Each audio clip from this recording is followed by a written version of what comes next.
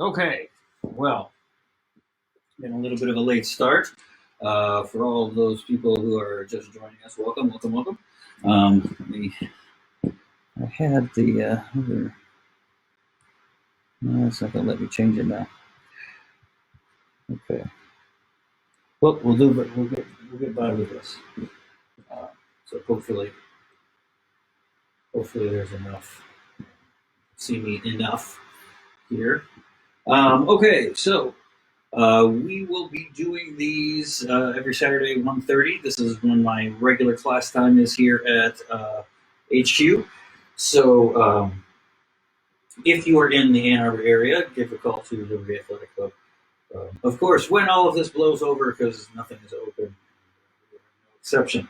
So in the meantime, we will continue class here online. We'll do this every Saturday. Hopefully I can get the YouTube to start working. We've got the Facebook Live going up today, and we'll keep experimenting with different things. Plus, we're probably going to be putting out more classes and stuff like that from other people later in the week as well. So, okay. Today, we're going to do some stuff that's really, really basic. Most of the stuff that we do in class is very basic. We start with Shicho. Shicho is our Form 1 here. Now we'll go through it here, and I'll be taking it through a couple of different lenses. The training itself is not going to differ much. The training itself is kind of like a kitchen sink sort of approach. So we got everything in there. So whatever you want to do with this type of hobby, you can do with this type of training. I will pull stuff out specifically for the ASL rule set and for more martial arts aspects, and I'll tell you when I'm doing that as well. Go ahead and comment and ask questions. I will leave some time after the class for discussion, so we'll go for a little bit here, go through the class, go through the material, and then I'll hang around and we can discuss some stuff if there are people that want to ask questions, ask for clarification, or whatnot. Okay, so this is perfect stuff for people who are just starting out, don't know where to start out, never done any type of martial art, much less a weapon-based martial art, anything like that. So this stuff is really, really for that. It's also for people who are teaching. You can see how I'm coming to the material, how we've divvied it up, put it in our progression. I've based this progression on a lot of things, including sports science, my own experience, different ways of athletic training and such. So we will start out. Okay, so where we always start out in martial arts is our stances. Our stances are our foundation. Now, stances are positions that we are going to train to hit. We have to remember that footwork is always dynamic. So holding stances is only basically putting in dots for us to connect. That being said, we want to be able to have good stances so that we have good structure and we have good mobility. So the first one we're going to start with is called do-back rider. Now, let me try to move this camera down a bit so you can see my feet. There, okay. So do-back rider is going to be about here. There we go. In the frame. Okay, so do-back rider is going to be this. We're going to have our feet going forward. This is also called horse stance in martial arts, different martial arts. Mabu in Chinese. I'm not particularly certain what it is in other martial arts, but everybody has it. We're going to be about a shoulder width and a half apart. So the feet are going like this. They're going to be going straight forward, like they're in stirrups, right? So not pointed out like this. We're going to go here. For most people, this is going to feel pigeon-toed. That's okay. Okay, we want a little bit of inward rotation to our foot. Okay, it's also going to put most of the weight on the outside of your foot, which is also kind of where we want it. Now, as you're standing there, just go ahead and gently grip the ground with your big toe, and you can feel your foot kind of do this cup around the earth. Your arch will kind of pop up right there, and we call this the gushing well or the bubbling well, Nungchen in Chinese. But this is where we're going to get our root. Now, you can experiment with different depths. Okay, most of the time when we're dealing with weapon work, we're going to be at somewhere like in here, right? Which is in a middle place. We call it middle basin in Chinese or whatever. But this is kind of where we would be considered, and in other sports, it's called athletic ready. Okay, this is a very intuitive position right here. Okay, now you can go a little bit wider if you like. That's totally fine. Now, as you go down, make sure that your knees are going out and they're staying over your feet, or at least pointing in the general direction. So as I squat down lower and lower and lower and lower, I get to this. Okay, so my shins are essentially still going straight up and down, but I'm much, much lower, the angle of my knee and the angle of my hip. Now, you don't have to go that low. Right here is pretty good. Okay, now, if you want the real training, you want to start holding these stances for up to 20 minutes. 20 minutes is about the length of diminishing returns. Once you can hold it for 20 minutes, you can hold it for an hour, for whatever. And until you do it, you won't really understand that. Now, from this position, we get our front stance. Okay, we're just going to turn out one foot so that's going diagonally. We're going to straighten the other leg like this. Now, what's important to realize is that if you were in a barehanded martial art, your stance is now oriented in the diagonal. Okay? If I accentuate this stance, you can see it. Okay?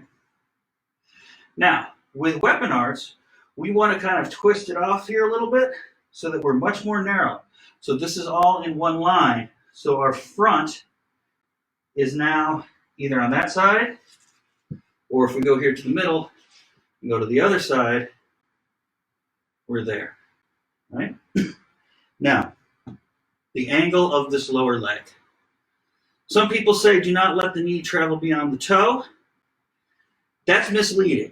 Your knee is going to travel all over the place, including beyond the toe. It has to.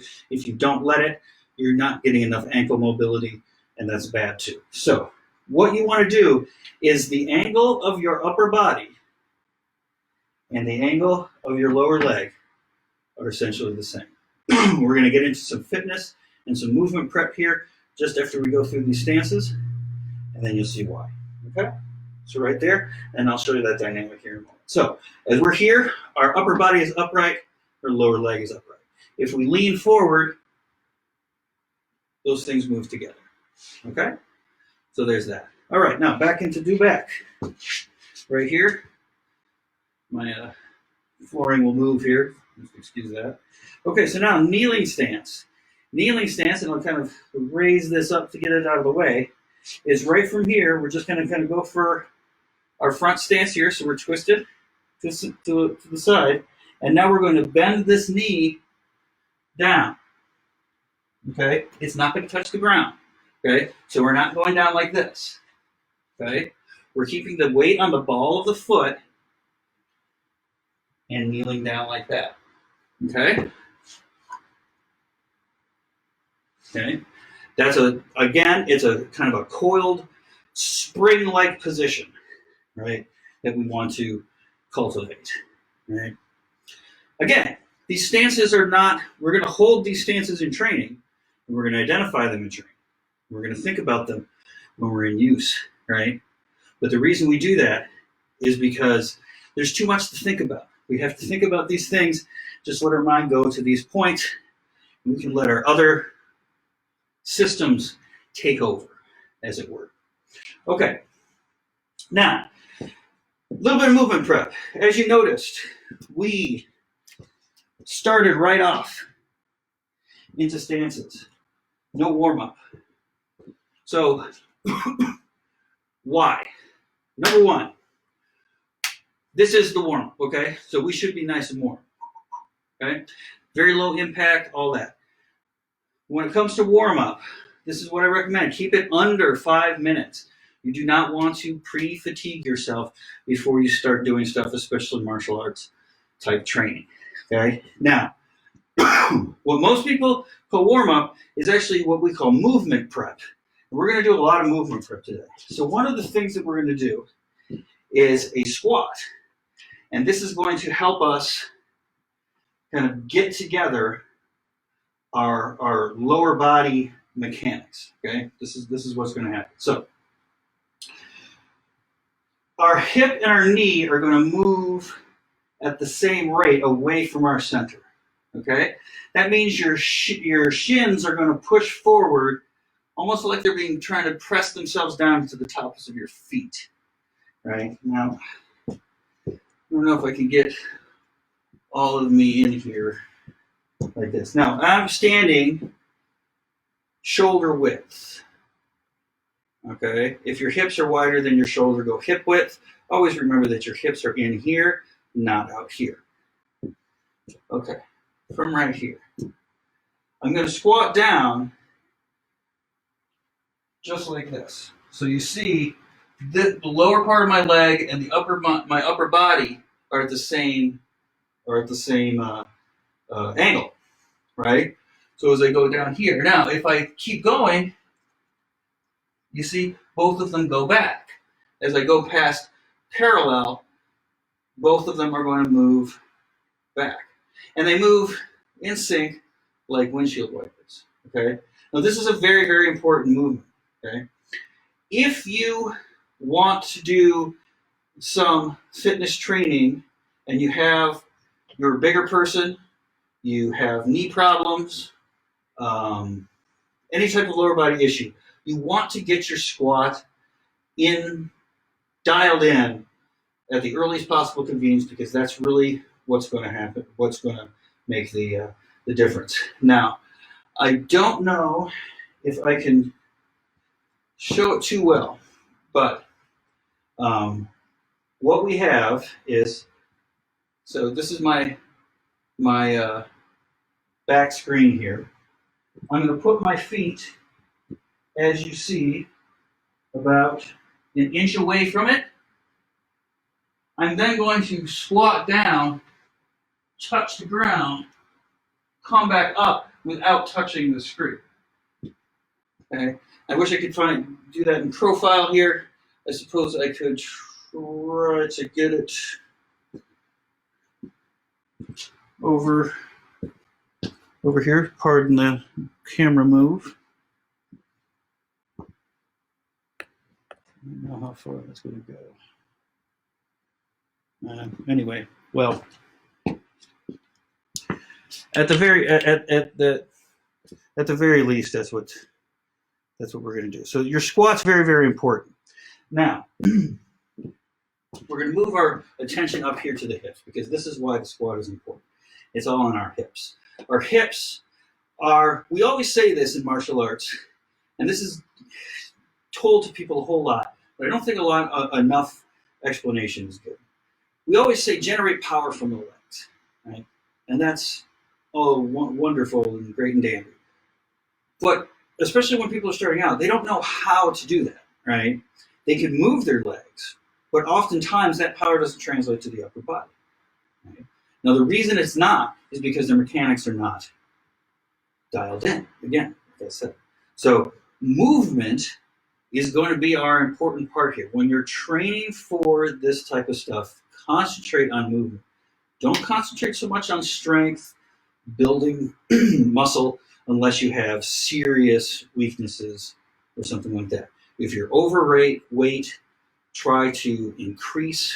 That's when you can use weights and stuff like that to increase your oxygen, help you shed some of those pounds to make it easier on your legs and on your system as you're moving. But it's all in service of movement. Okay, you have to remember that. So here's the secret. How do you take power from your legs and move it to your upper body? Well, it's all going to be dependent on what we were just doing, the squat. But it also talks about the lift. Now, your squat and your lift are two different things. Okay, Your squat is what we just did. Our knees and our hips are moving away from our center at the same time at the same rate. Okay? A lift is our knees stay right over our ankles and our hips move back, thus tipping our spine forward. Now, a lot of people don't, are going, oh no, don't bend over. It's okay to bend over. This way is bend over. Now, this is what you want to make sure that you are not doing. You don't want to bend from the back. Now, here's what you can do to check yourself. Take your saber, hold it in your fist, take it and put it behind you in the small of your back. I'll turn it on so you can see the blade. Okay? Now, the back of my fist is in the small of my back, and then it goes up between my shoulder blades, and then touches the back of my head. Okay? Now, I'm going to keep those points. Oh, and it's touching my tailbone as well. So when I go forward like this, you see how my head moved away from it? We want to keep that from happening. So I keep that there. Okay? And if you keep those points against your body, you know you're not bending at the spine. If you bend at the spine, one of those 3 points will leave your body. So your palm is on your tailbone. You can hold it on your blade, of course, right? So whatever the lowest part's on your tailbone, this is against your lower back. This is against your shoulders. Okay. Now the head will sometimes move around. Don't be too much about head, but try to keep your head against here. That will keep your neck from craning in there. It's a very, very important piece of training tip there. Okay, so try to keep that back straight. Okay, so now we're going to talk about the lift here. We're just doing our squats when we're doing our stances and all of that. Now our squat helps to decelerate us. That's our yin, our control. Our hip hinge and our lift is our power move. Okay, so this is how we develop power. I'll show you how. So you're going forward like this, and we push the hips forward. Okay, so the motion is the hips are moving backward and forward. And this is where we can lift very heavy things. Okay, our hamstrings are some of our largest, most powerful muscles in our body. We want to use those as much as we can. So moving on from the lift, how do we take this power, which is vertical, and send it forward? Well, what we're going to do is we're going to move our stance into our front stance. We're going to imagine our back leg is the leg that we're lifting on. And this leg is just going to move there to keep us upright. Okay? So I'm going to do a lift on the back foot. Right? My hips go back. Now my weight is on my back foot here. And then when I push my hips forward, I'm going like that. Okay? So again, there, boom. My Tai Chi teacher used to say, bow to your opponent, right? You bow and you rise, okay? Another way to think of it is we call it the 5 bows. This bow is the hip, right? Think of this, your body being a bowstring, pulling it back, the arrow is right here, and you shoot the arrow out from your hip, okay? Now, if you take your hands, you just hold them out in front of you and do that same thing. You get that. Now add, when you go back, turn your palms towards you, and then when you go forward, turn your palms away from you. Back, forward, back, forward. And all of a sudden, you're doing a push. Okay? So the push, we practice pushing in martial arts, not because we're going to shove people all the time, but because it's the most basic way that we generate power from our legs, okay? That's going to come into play when you do any of these things. So now that we've got our kind of lower body things going, let's talk a little bit about the footwork, right? So the footwork is generally very, very simple. We're going to, again, divide it into 3 things. We have 3 stances, and we're going to have 3 steps. So I'll just demonstrate those real quick. All right. down. Okay. So our first strategy, right? We're going to stay in our kind of ready stance. And our ready stance is kind of not too forward, not too back. It's going to be centered on the back when we want to go forward. It can be centered on the front when we want to go backward. Okay, so now our first one is our hut slide. Sliding forward like Jabba the Hutt, just like that. All right, going backward, there. The important thing here is that you're pushing off the back foot, catching yourself with your front foot. All right, there. Now, from here, we've got our three-phase step. So we're going to step in like that, and then we step out. Step in, back, and there we are again. Okay? Now, we take out the stop here, and we have our full step.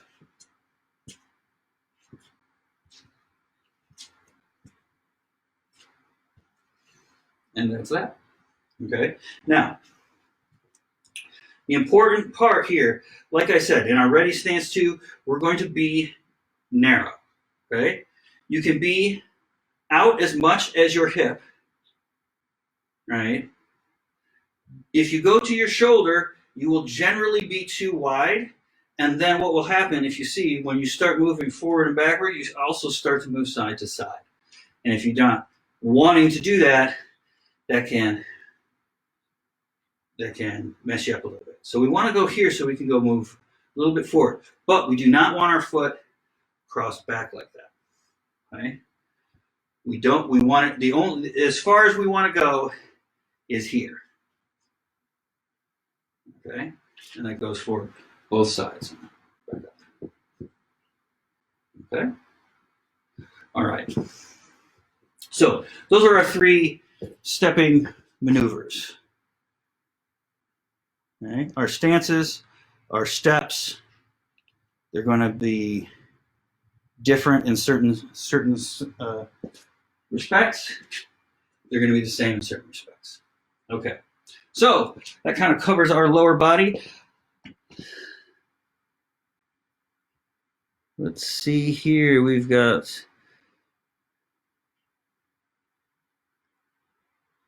okay, so we've got some questions here. Is the lift a hinging movement like a kettlebell swing? Yes, it exactly is. Kettlebells are great things. I'll probably do a kettlebell class at some point because if there's any type of weight training that people should do the kettlebells for the very reasons that we just outlined. Okay.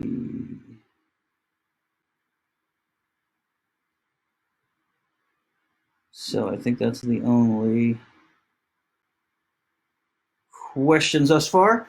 So we'll continue. Okay, upper body strategies. Everything is going to be hinged on our lower body strategy. So the first thing we're going to talk about is our guards. Guard positions. We start off with 3. We just want to keep it simple, okay? 3 bases, 3 levels. We got our legs, we got our torso, we got our head. Okay? Obviously, our guard positions are going to represent positions from all of those places. Now, they're defensive positions, but they're also offensive positions. They can be both. Guard positions are just positions that you can hit that will give you a mechanical advantage for a whole lot of things, and then you don't have to worry about details of what angle you're at. You can hit these things, and they're going to be generally very good for you no matter where you are. So, starting out, and we'll do all of these in our attacks or our regular attack stance here, which is kind of a non-stance, just our ready position. So, woohoo! So, I'll get low. High guard. Okay, our high guard position is like this. We want to be looking underneath our palm. Okay, just like this. Okay. Get my sleeve down so you can see a little bit better. Okay. Okay. Now this position is a very dominant position. A lot of people, especially when they're starting out, think this is a very open position because there's all of this down here. But remember, the blade is already back, so it's a very easy matter to bring it down.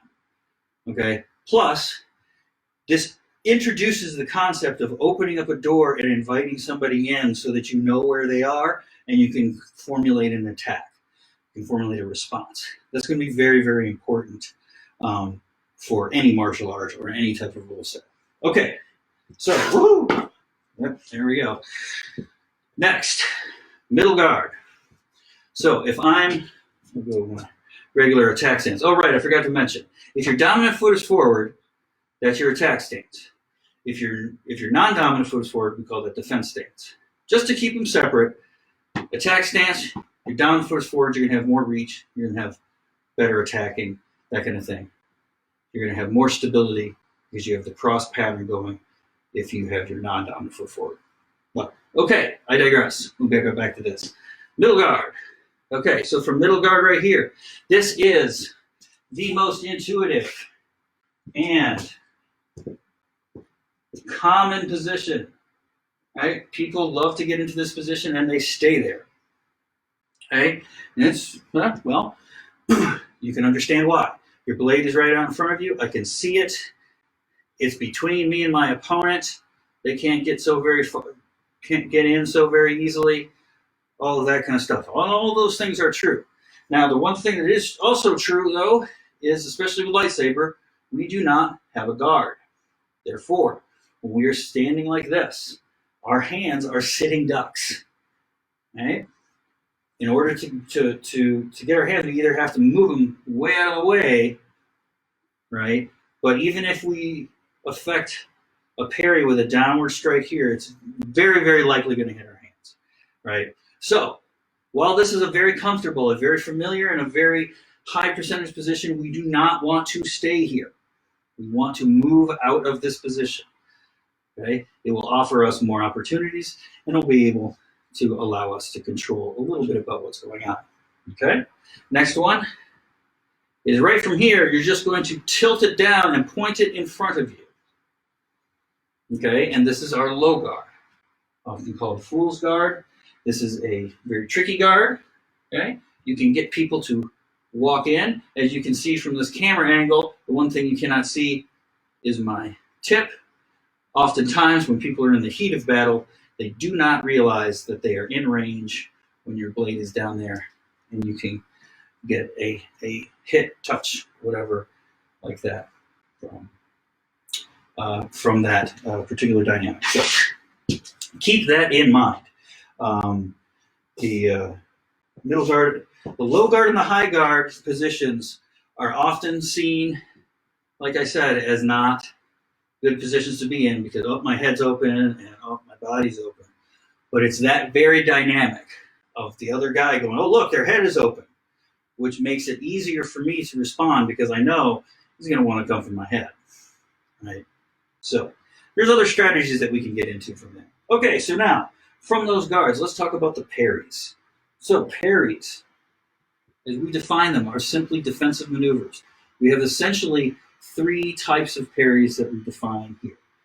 We can define them in a few different ways, right? We have the receiving parry, right? We have a beat parry, we have a deflection, right? So we can do it that way. We can also do turning parries, shifting parries, drop parries, okay? So if we're up here like this in our high guard, when we parry to the head, we want to move our blade over to the side, and we're going to have our blade pointing down for the very reasons that we don't have a guard, right? Same thing on the other side here. Okay? There. Now, on the middle guard, we have our shifting parries, which can be considered deflections depending if it's a thrust, and can be considered a receiving if it's just a strike that way. Okay. Then we have our drop parries, where we turn the blade so that it's upside down, and that's usually from slashes, defenses from slashes, and other kind of diagonal strikes, right? If we go down to our low guard, this is where we practice our turning parries. Turning parries can be done here or in high guard, either way. Okay, this is sort of like a beat. Okay, where we're trying to hit the incoming strike to stop it from reaching the target. So those are the kind of three things. Now, each of those parries is kind of centered favors one or more of these things. So receiving parries, where we're just taking things on and letting them kind of graze off our upper body, that's good to do. So if they're coming for our shoulders, our head, our neck, right, it's easy to receive that, right, and riposte. Okay. Drop parries give us really good offensive maneuvers to come out of, right? But they work here, right? They can probably work up here, right? The lowest they can go is bringing it to your shoulder here, because then you start to lose your integrity. And that's where our turning parries from the low position come in. Now, yes, you can do shifting parries from this low position. I consider them to be a waste of time. You very, very rarely do this. If you were to actually parry like this in a match, it does not put you in a very good position to respond. Right? First of all, you've encountered it down here. They can lift it up, right? You will have to do the exact same thing to come around, or you have to just kind of flick it there. Either way, you're kind of open. If you're doing this, you see the blade is still kind of in play, and if they kind of come up, you can move into your then upper body strategies, right? So shifting parries work pretty much here, not great anywhere else, right? Turning parries work here and here, right? They are pretty awful right here, because there is a large gap right there. Okay, so how are we doing here?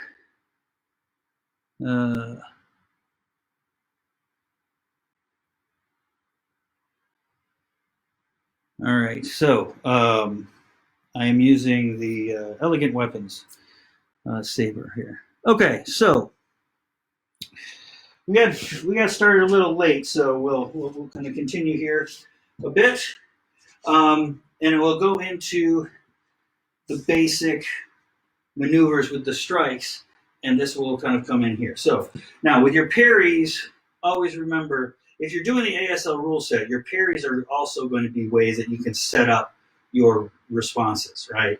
So when I'm doing a shifting parry here, I always have to remember that I have to arm and coming through. Okay. If, however, I'm doing a turning parries can be done simultaneously. I parry and then I immediately come in for that strike, right? Even if I'm doing it here on the side, there. Same with our drop parries. Boom. Okay. Boom. Okay.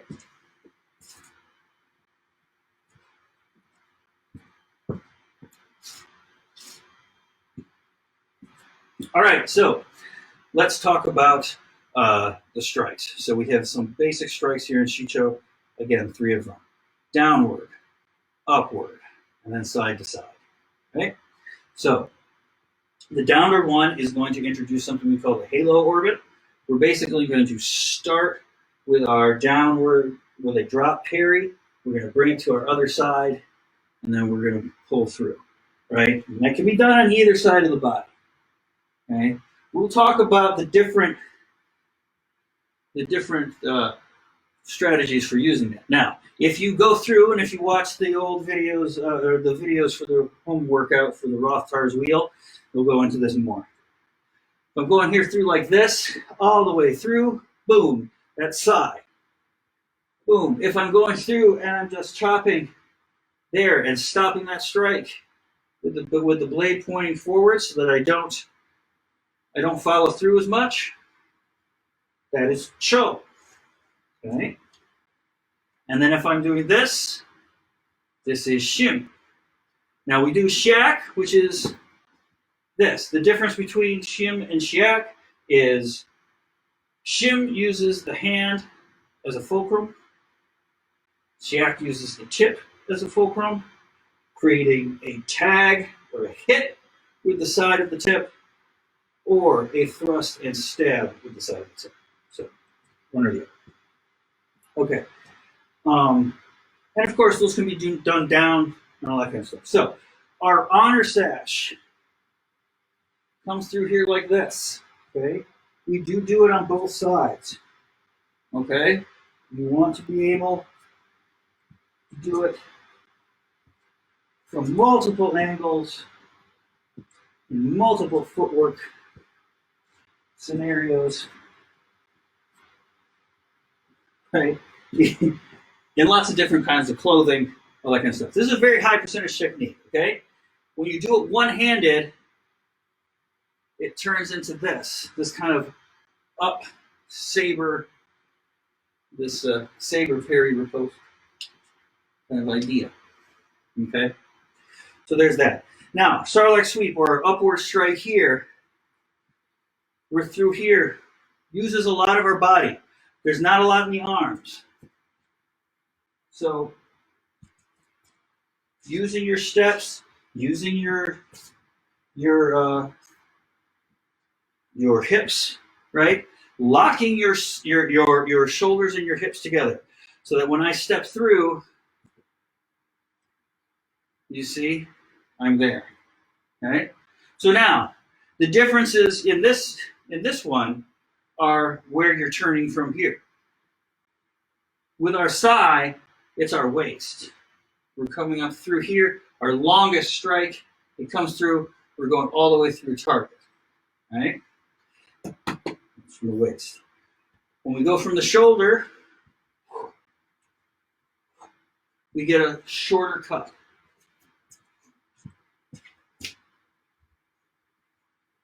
Right? And then when we go down here from the elbow, as you see, that's where I'm getting my shin. Okay?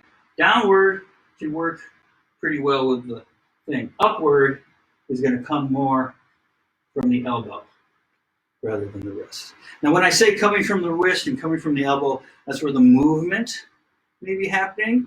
Usually you're being powered. You should never really be being powered by your wrist or your elbow. It should always be your shoulder and your waist and your hips.